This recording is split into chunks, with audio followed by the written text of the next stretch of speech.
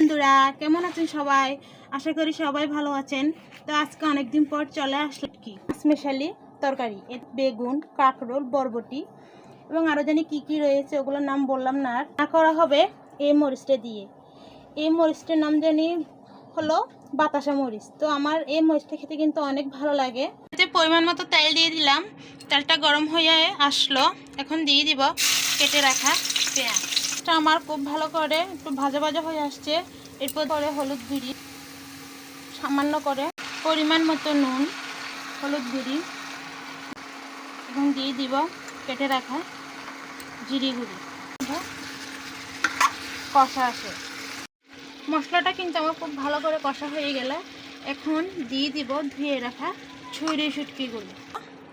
তো আজকে আমার রেসিপিটা যদি ভালো লেগে থাকে তো বন্ধুরা আপনারা লাইক কমেন্ট শেয়ার করে পাশে থাকবেন।